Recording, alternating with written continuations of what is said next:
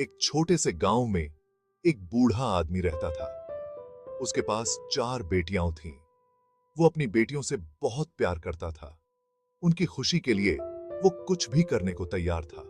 उसकी सबसे बड़ी बेटी की शादी की उम्र हो गई थी। बूढ़ा अपनी बेटी की शादी धूमधाम से करना चाहता था।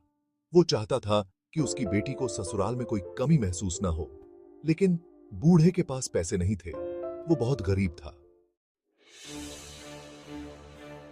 बूढ़े ने अपनी बेटी से वादा किया था कि वो उसकी शादी धूमधाम से करेगा।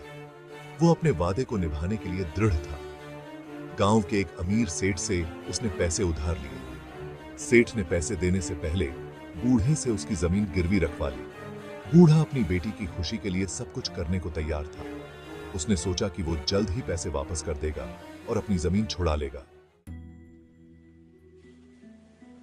बूढ़े ने बहुत मेहनत की और पैसे जमा किए। वो सेठ के पास कर्ज चुकाने के लिए बहुत उत्सुक था। उसे अपनी जमीन वापस चाहिए थी। लेकिन सेठ एक धोखेबाज आदमी था। उसने बूढ़े को धोखा दे दिया। सेठ ने कहा कि बूढ़े ने उसे अपनी जमीन बेच दी है। बूढ़ा हैरान और निराश था। उसे समझ नहीं आ रहा था कि वो क्या करे। सेठ का एक बेटा था। वो बहुत ही नेक और ईमानदार था। उसे अपने पिता के कामों पर बहुत शर्म आती थी। जब उसे अपने पिता के धोखे के बारे में पता चला तो वो बहुत गुस्सा हुआ।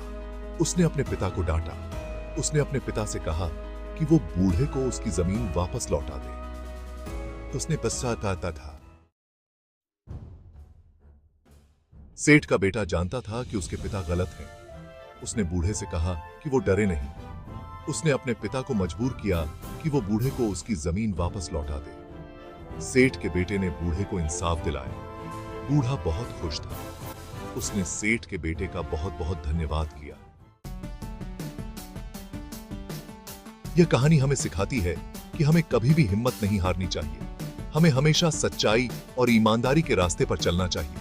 हिम्मत और साहस से हम किसी भी मुश्किल को पार कर सकते हैं।